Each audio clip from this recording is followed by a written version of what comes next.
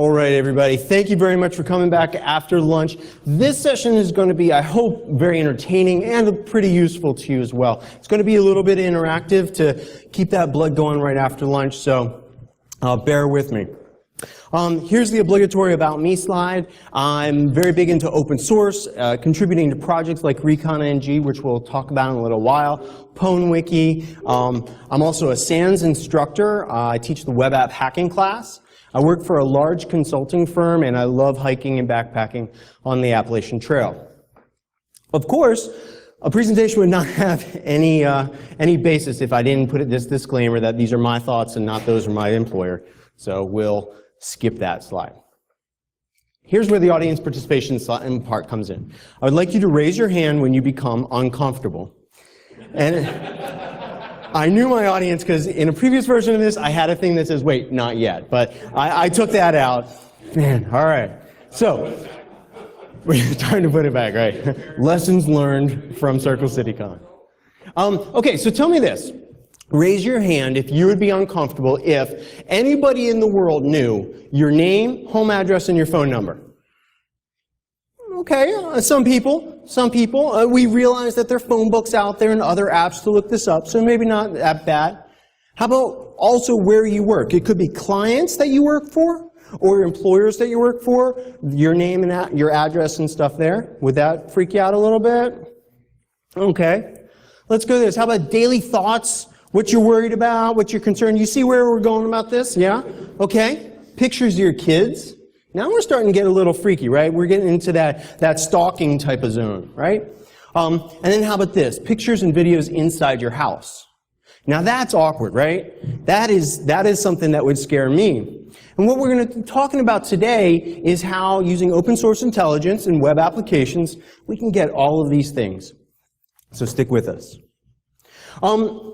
One of the things that I've noticed is that data on the internet is sometimes protected and sometimes not protected, right? When we log into a website, we expect that in order to get that data out of the website, somebody else would have to log in. They have the appropriate authority to gain access to your data. They have authorization. We don't want our data that we protect to be disclosed to the world, and yet it does. And it does so in a couple of different ways. The first is that our data gets sold. Somebody whose system we're using, it could be a free system that we're participating on, or some other type of system, decides that it's in their business model, in their business interest, to profit off of the metadata or the actual data that you're uploading to their site. Radio Shack, entering Chapter 11, bankruptcy, they looked at this as a way to get some last money out of it, selling their customer list. It's not something that's good for PR, but it happens. The next thing we have is stealing our data. We see this all the time. Anthem hacks. We saw the Adult Friend Finder, some of us saw the Adult Friend Finder website that got hacked. This is in the news all the time. And when somebody steals our data, we kind of get that feeling like, oh man, something failed, but it was beyond my control. Okay. Another one is when web applications or websites leak our data. This is where through some misconfiguration, or as you can see in these headlines, some accident, your data, whether it was private or whether it was not, was leaked to a wider audience than was originally intended it to be leaked to. And what I want to do is I want to go through an example of data leakage. And it all started with a bicycle ride that I had with one of my friends. She and I went riding around our neighborhood. This is not a picture of that ride, as a matter of fact. But we rode around the neighborhood, and the day after, she emailed me something, and she said, hey, Micah, I wanted to let you know that I use this app. It's called Strava, and it's really cool. It tracked exactly where we rode our bikes, how fast and all you have to do is click on this link. So I always click links in emails. It's a good practice to do that. Especially if it's an email you're not expecting. So I went ahead and clicked the link. And it brought me to this page. I was like, wow, look, it shows how far we went. It shows where we went on a little map there. It tells us our elevation change. This is really cool. Then I looked at the URL. And that URL looked a little suspicious to me as a web application guy. Because it's an integer, right? I was like, wait a second, I didn't have to authenticate to this site. I just hit this URL, so I started thinking, and I think some of you guys are thinking that too. What if I was to change that number to a different number? Just enumerate through it. Well, let's take a look, and sure enough, I got two different activities. I thought, well, this is not good. And I started looking through the code a little bit, and I found out that you could do the same thing with the athletes, the people that actually do the rides and stuff and upload it. They're just integers, so I did 1, 2, 3, 4, 5, 6 athlete and 1, 2, 3, 5, 7. Two different people. It's like, whoa, let's look at this a little bit deeper. So this is one of the rides that I pulled up, it's ride number 80,001, and I looked at the source code, and I highlighted just some of the sections here. It has things like the name of the rider, a unique identifier for both the athlete and for their activity, which is just an integer, which is sequential, the age, the sex of the rider, the latitude, longitude of where they rode. I was like, wow, this isn't good. So I, as a good security practitioner, I decided that it was time to tell Strava. I said, hey, listen, I don't use your site. My friend does. She gave me this URL, and I wanted to let you know that you're leaking data on the internet. I know you're a company that probably cares about this, and you don't want this to go out there. So fix your URL by not making it a sequential integer-based number. I tried to do the right thing. And Strava wrote back and they say, hey, listen, we're a social site, so we're always going to be able to get that data. People in the world are always going to be able to get that data from us somehow, so we don't think there's a problem. And I was like, what? What's going on here? Wait, you don't think that there's a problem? So if you don't think there's a problem, would you have any problem with me doing a talk on this? And they said, no, thanks for checking. We have no problem with you doing a talk. Strava's a social site, and I was like, okay, I got a talk for you. We got to talk. So this is what that talk is about. I felt a little bit weird, even with their email permission, going about and getting this data, right? Because I felt like, well, I might be violating my CISSP or my CEH, which I don't have anymore, but I'm not related to this or anything. But I thought, I don't want to collect all this data and have all that on my system and somebody, come knocking on my door and steal my computer or take my computers. So I went to Google and I found out that Google already has all the data. So I figured if Google has it, I can get it too. So how do I get it? And this is where the talk goes a little bit into the geekosity part. We have the source code here. These are predefined fields. This is JSON, just strings put together. We can search for certain strings and then look for the space after that and pull out that data. So I used a tool called Burp Suite Pro, which is a standard industry hacking tool, or web inspection tool, if you will. And what we could do is say, in this URL, I want to highlight that section there, the 80,001. And then what I want you to do, Burp, is pick 200,000 random numbers in between 80 and 240 million and submit that to the site. And I picked 240 million because there are actually 240 million of these activities posted on Strava. It's like, wow, huge numbers. So I didn't want all that data to come back and then have to do really complex things, so I told Burp, when you see things like the athlete ID field and the athlete name field, I want you to just take what's in between and pull that out. Just extract that information. And when you do that over and over again, you get something that looks like this. So I get the athlete ID, the athlete name, the athlete's gender, name, etc. And when you actually make 800,000 of these calls and collect that dictionary of events, you get something like this. For those of you in the back and with poorer vision, we have this. So we have the payload number. This is the activity ID. The type of activity, a hike, a walk, a run, a swim, whatever they want. The athlete ID, serial number for this person, first name and last name, awesome sauce. Their gender, and then the profile, which is a description of the activity. And that'll become important later on in our talk. So I have this dictionary of all this information. I was like, well, if I was evil, what would I do with that? What would somebody else do with it? And I came up with about three different questions. One, find patterns in the behaviors, all right? If people are using Strava to keep track of their rides, then I'm guessing that somebody has kept track of, I'm commuting from home to work, and maybe from work to home, or dog walks or other things.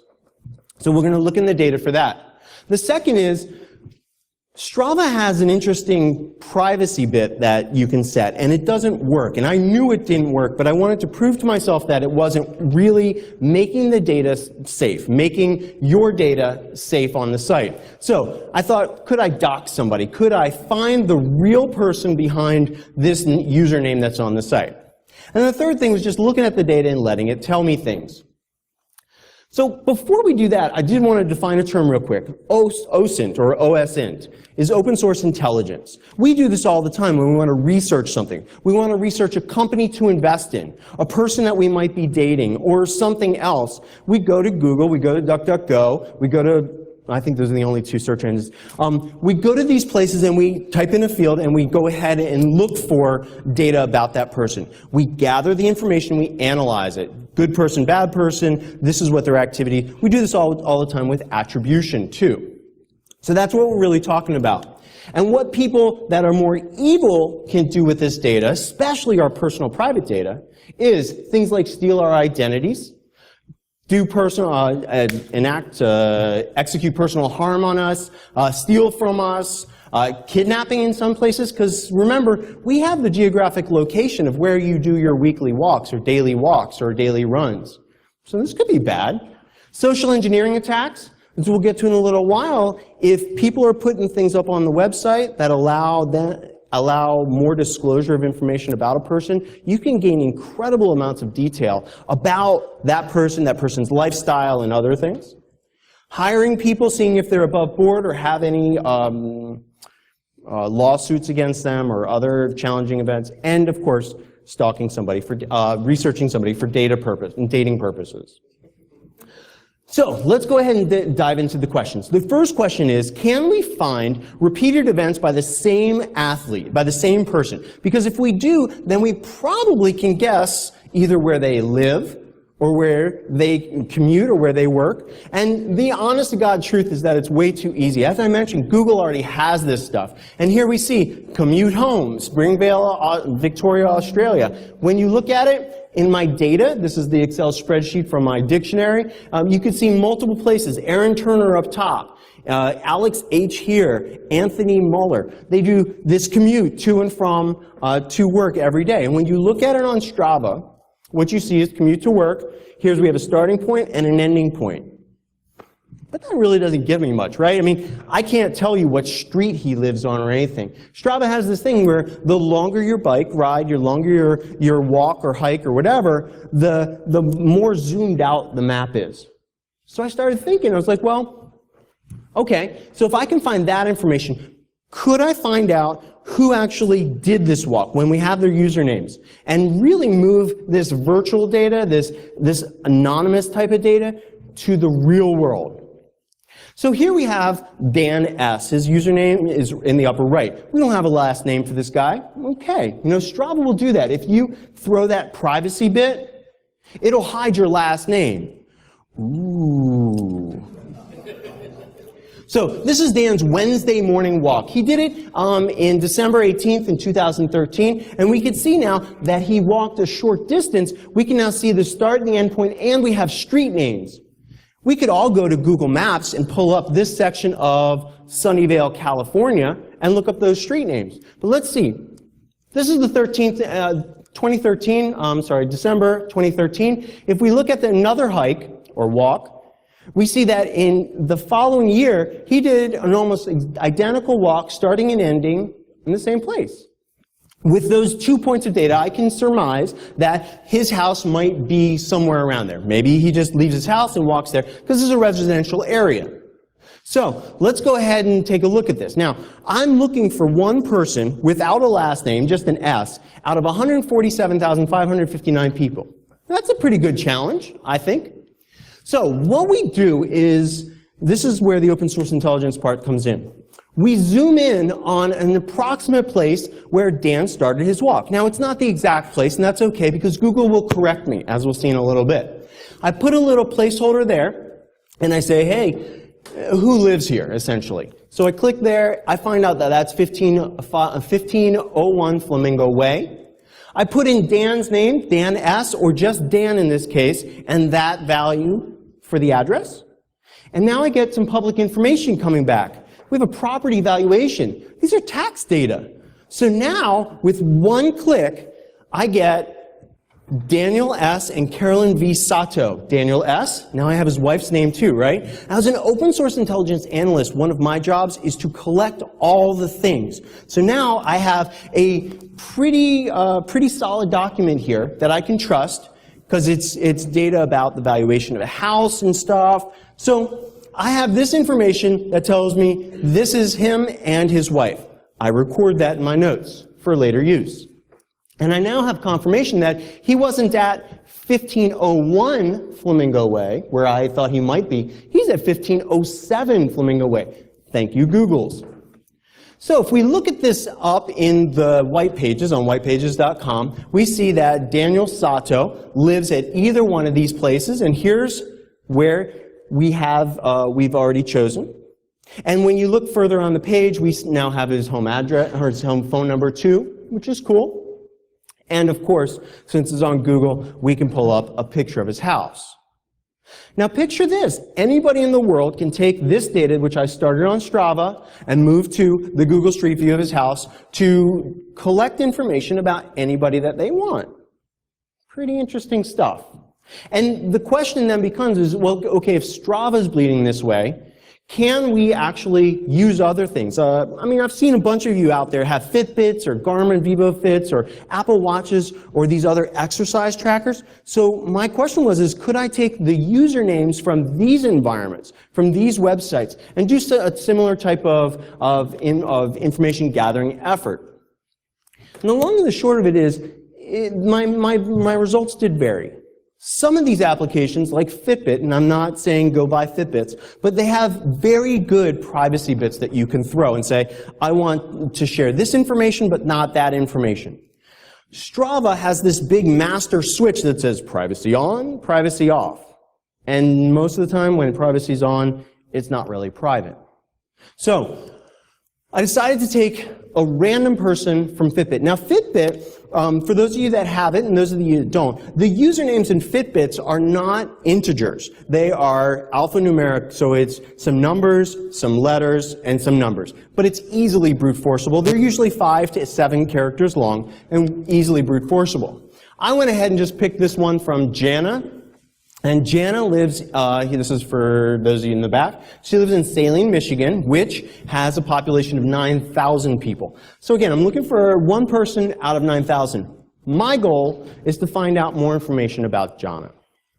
So if I actually did the exact same thing I did last time, you guys would probably throw stuff at me. I saw some of you getting ready. We're not going to do that. We're going to use a different open source intelligence gathering technique. Now, Jana did the right thing. She limited a lot of the information that she was posting on Fitbit. But one of the things that she didn't limit was her pictures. And pictures are really interesting to an open source intelligence gathering person, is that I'm looking for those interesting pieces that tie people together. One of the things, if you have a Twitter account and you have an Instagram account, you might use your same avatar or same picture on multiple accounts, right? That's me, that's me, that's me. Helps people find you. Open source intelligence analysts and people stalking you know that exact trick too. So you tying things together in that manner makes it a lot easier for us to gather data about you. So this is Jana's, oh wait, does it say Jana now with a ZH? Let's take a look here. Here she put her name as Jana. Now we have Jana with a ZH. As an open source intelligence analyst, one of the things that we do is we look for those disparities. Hey, going from a J to a ZH, the Z sound, that could be, what, Russian? Or somebody in the eastern area of Europe? So we make note of that for later on. So in Google Chrome and in Firefox with a plugin, you can right-click on a picture and say, search for this picture on Google. And what it'll do is take that picture and search for other pictures on Google like it, which can be other accounts that the person owns, which is pretty cool. In this case, we're getting Oleg Tukin, and look, Jana Mishinkova. Now we have her last name. Did Fitbit hiding her last name help us? No, it didn't hurt us at all. We can find that information. But we also have Oleg Tukin with her face on it. Why is that? Anyone? Significant other? Yeah, this is a person that when you look at Oleg Tukin's Google Plus page, Google Plus, really? I mean, when you look at Oleg Tukin's Google Plus page, in the lower right-hand corner it'll say, this person's also connected to Zhana Misinkova. So I now have a connection between these two people, right? A relationship of some sort. All right, so now I have her full last name. I have somebody that might be a significant other. If we go ahead and Google Zhana Misinkova in Salem, Michigan, the Googles know all about her. You can have a whole bunch of information. More information about Oleg Tukin and even Oleg Tokiny, I'm sure I'm butchering that name. But look, Jenna has a Foursquare. She's got a lot of information that's out there on the internet. If we go to whitepages.com, which is a trustworthy site to look at this stuff, we see Oleg Tukin has this phone number, he lives in that place, in this address, and here are some other aliases that may be related. Pretty easy, right? So taking a username, we can get information about the people and their relationships. So if that's the case, how creepy can we really get it? How far can we go digging into some random person's life on the internet that's really pushing all this data out there? Before we do that and I start creeping you out, the thing that I want to make sure you understand is that we really have a double standard when it comes to our data, right? When I first threw the slides up there about people stealing our data, people selling our data, I don't know if you did, but I mean, I start getting all like, how dare they? But the reality is that we share a lot of information, whether we know it or whether we don't. A lot of people are in religious organizations that have a monthly newsletter. Do they publish information about your name? Or a Boy Scout or Girl Scout troop posting pictures, and underneath it is Jane S. from so-and-so and doing her Girl Scout cookies at this Safeway that's near her house.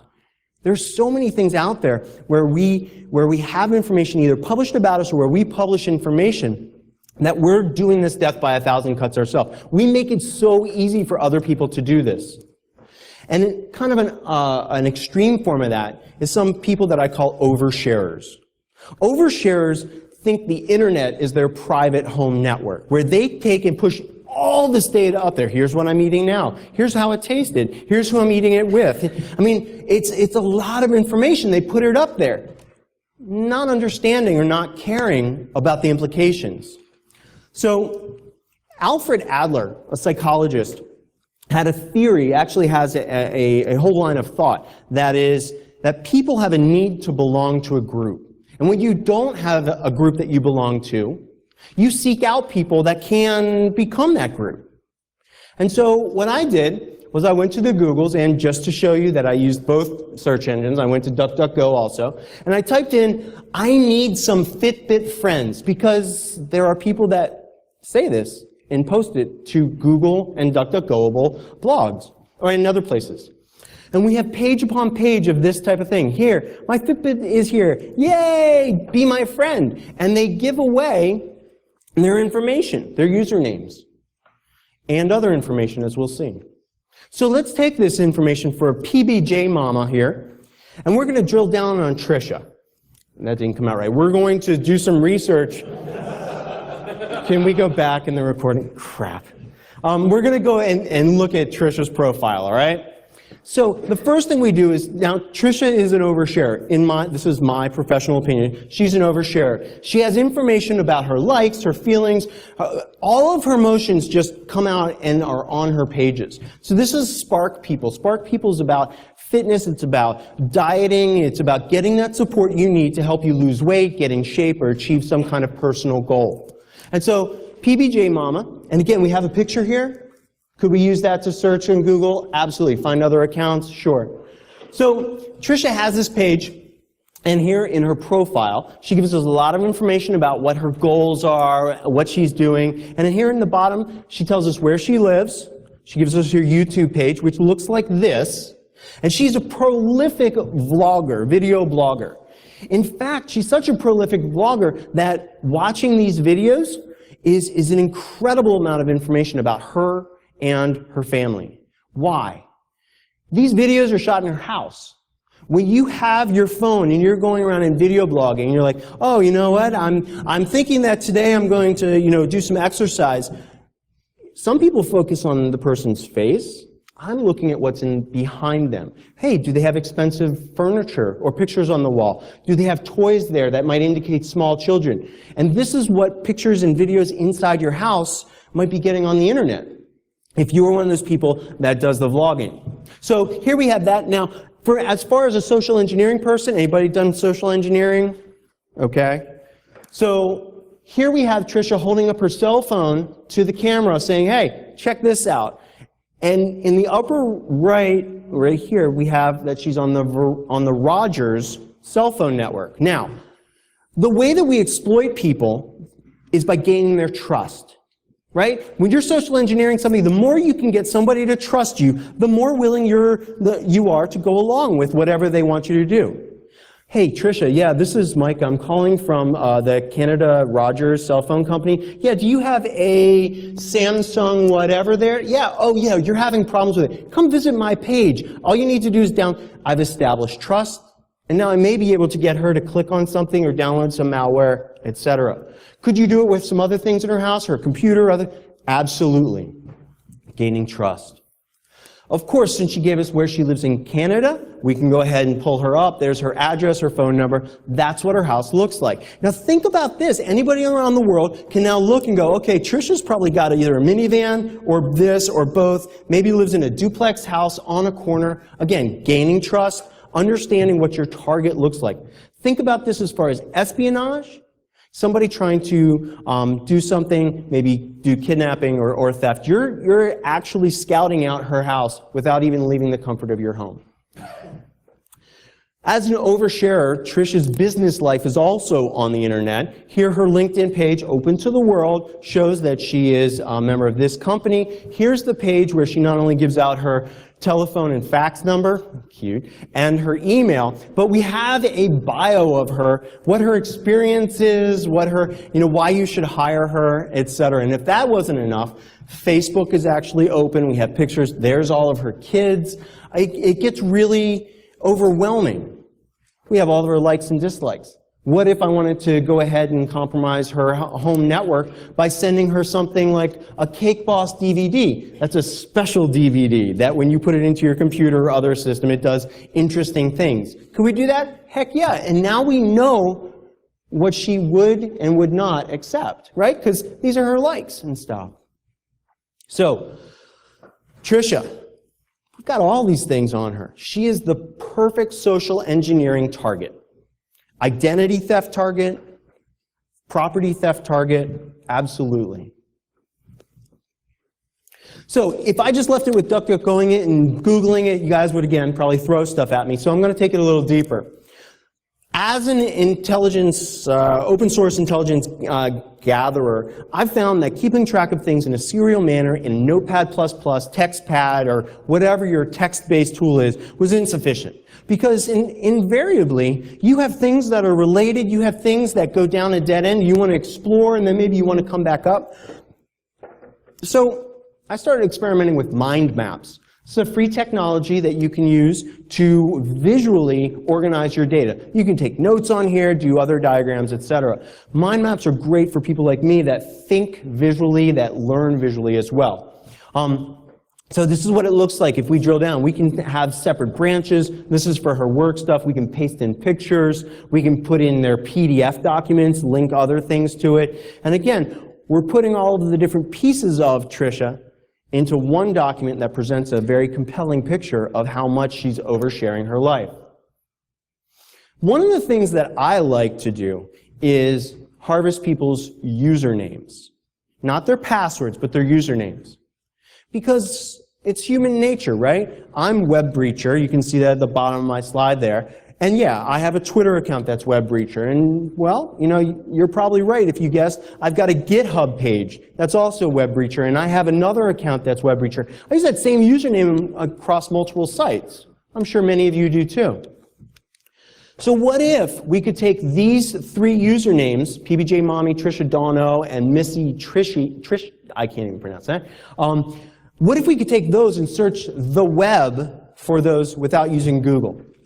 Enter ReconNG. ReconNG is a tool that Tim Tomes created. It's a Python-based tool, and it's really cool at doing reconnaissance. It leverages open source repositories and websites out there on the interwebs. There's different modules that allow you to not only collect things about people, but also to crack passwords, to do location-based information. Say within this 1 kilometer radius, show me all the tweets that are there. So if maybe there's an important building or house or school, who's tweeting from that location with geolocation turned on? It's some pretty cool stuff. What I do is I wrote a module called Profiler, and what you do is you take this piece right here, you take the usernames that you want to search, and you put it into this tool, and then you type run. And when you type run, it will search over 190 sites per username.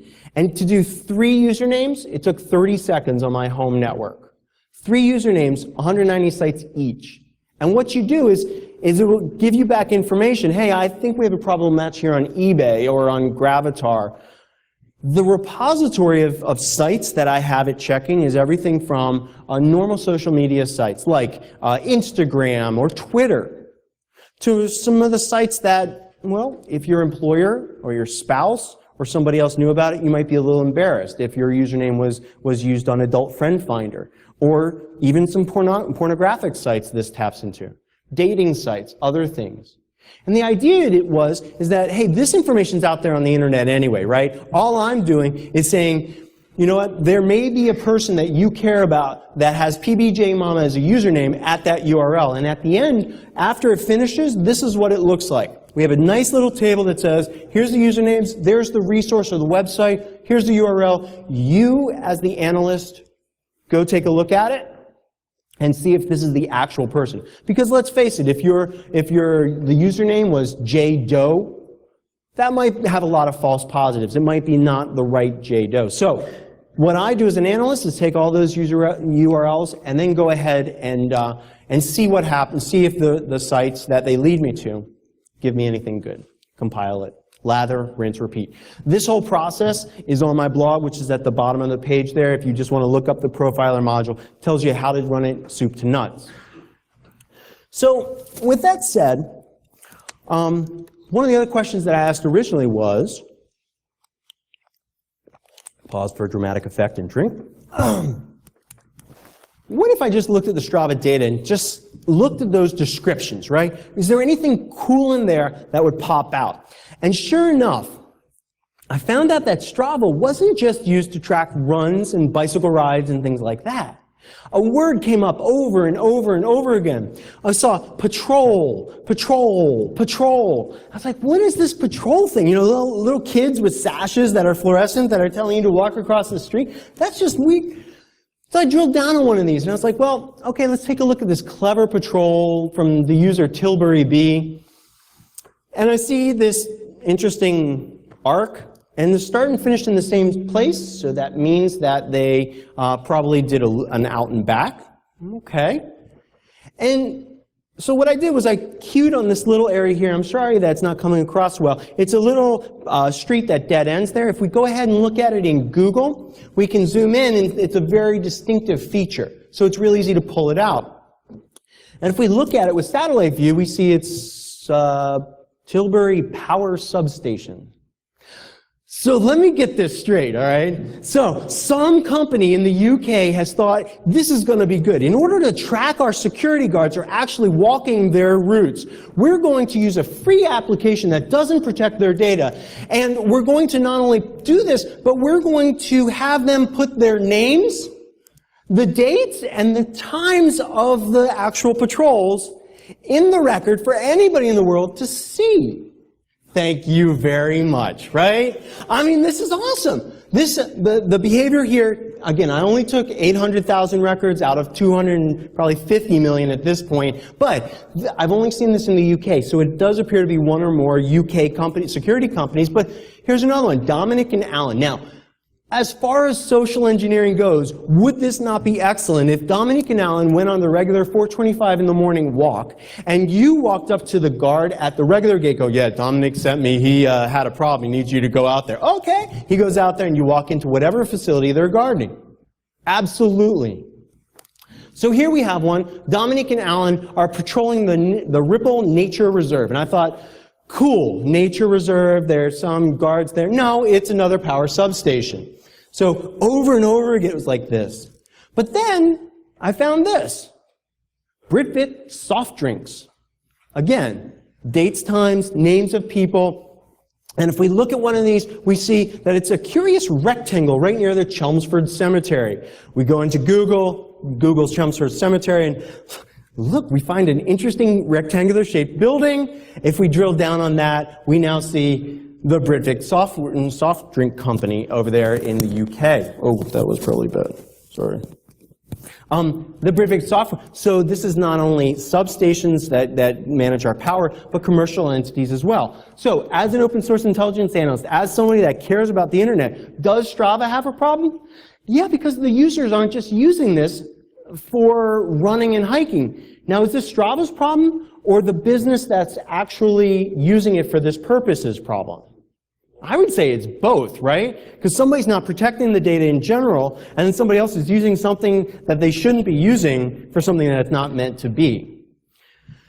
So, I thought that was really cool, because from my home in Maryland, I could sit there and go, well, that's probably about, and you see ISSPs out here, that's probably a 6-foot-high chain link, triple chain link fence with a barbed wire facing in. So, yeah, it's kind of an interesting thing. So then we have other things in the data that were interesting, to say the least. I looked for things, and some of the things stuck out at me, like this birdless bird hunt. So Ben in Hartford, Connecticut, West Hartford, Connecticut, went on a birdless bird hunt. Now, I've never gone hunting in my life, but I would imagine if I go on a birdless bird hunt, that's probably a walk, right? That's like a hike. It's not really a bird hunt. And then there were things that I just had no idea. I don't even know what the hell. Hairy legs and chocolate salty balls. The only thing I can think of is that after 92 miles with a suffer score of 232, whatever that means, it's in red, so it's got to be bad. Dude was delirious or had watched a lot of South Park, and so he pasted it up there. So it's kind of funny stuff. So let's bring it back to you all. You know, if you were to do, because all the things I did here, there's no special sauce. You could take all of this information that I've talked about today and go and do profiles on yourself, your family, your loved ones, your unloved ones. You could do all of that stuff. And you know what? As an open source intelligence person, what I find is that if I want to do research on you or research on you, I'm not going to go after your Facebook profile because you probably got to tighten down, or your Twitter profile because it might be restricted. Who will I go after? Your significant others, right. Because your wife, your daughter, your husband, your kids are not protecting their systems, their accounts, as well as you are. And who are they going to have pictures of in their accounts? You all, right? They're taking pictures of you doing things. So if I want pictures of you doing something interesting at the beach last week, I'm going to look at your wife's profile and then get in through there. I had an interesting anecdote. A person at work came to me and he said, you know, Micah, I know you do this open source intelligence stuff and that's cool and all, but there's no way you could get anything on me. I've checked and there's nothing. I said, really, do you want to do this right now? He said, yeah. I said, I have your permission to go ahead and dive into your online profile. He said, yeah, go ahead. So I said to him, okay, well, let me take your name and Google it, DuckDuckGo it, and on the first screen that came back, there was stuff there that he saw that I was just missing. And he's like, you already missed stuff. I'm like, all right, give me some time. So I went ahead and looked, and I found a tax document for his house, which had his wife's address on it as well, or wife's full name. I said, so is this your wife? He goes, yeah, that's her wife. That's my wife. So then I took that, went to her Facebook page, and on her Facebook page, he was a connection. There were pictures of their kids and inside their house, and all of the stuff here that we see in overshares, I had access to. And this was within 10 minutes. It's not hard. And that's my message to you all, is that this is not rocket science. And the world does not need to know all of this stuff about you. Sure, some of it you can't prevent from being out there. You do a run for some local race, they're going to post your name, your age, because you're grouped according to your age and your gender, and then your race times. You can't stop that. But there is stuff that's in your control. And that's my talk. The webbreacherblogspot.com page is my website. I have a bunch of this stuff on there and some other things, as well as pictures from my hiking trips as well. So, I'll open this up to questions. Yes, sir? Did you find a way to, or did you at all go through, you said there was GPS data and Strava stuff, did you look through that at all to say, look if any of your company's buildings might have had GPS data in there or anything along that line? So I'll summarize that. The question was, is inside of the source code for Strava's pages, it does push out the GPS coordinates of where the ride went, which, if I wanted to, I could compile it and say, hey, not only did this person go from here to here, but here's the GPS location of his work or anything. I did not find a way, because I really wanted to keep this light and professional. I didn't find a way to query the server and pull back just the GPS location data. What I could have done is taken, pulled out the GPS data and then plotted all of the places where people, where the start and end of the rides were. That was a little bit more effort than I wanted to do. But, I mean, it's absolutely possible. In fact, there's a whole API that if you look in the source code, it says, /API and then lat long. It gives you it right there. It would be trivial to do. Yes, sir?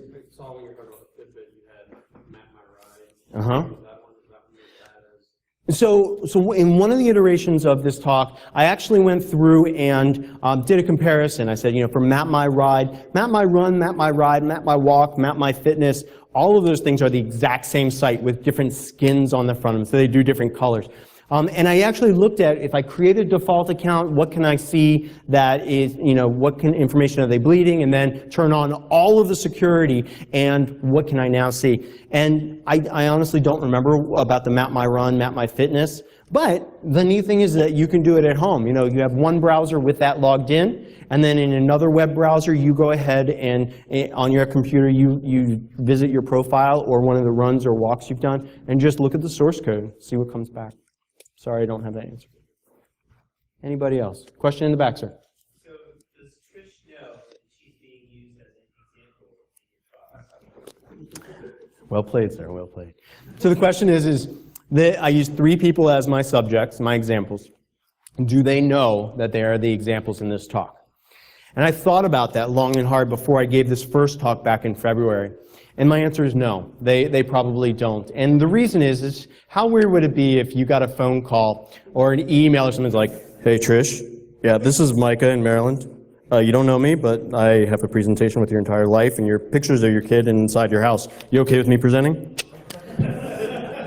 I'm thinking that conversation might go a little differently. So no, I don't have that. But you know what? What makes me more comfortable is that she is sharing with the world, and really it's the matter of compiling and analyzing and putting all these pieces together. That really makes this scary. I know there's a lot of organizations that do this for attribution, for malware attacks or other attacks against the company. They try to figure out who did it, in what building do they work, etc.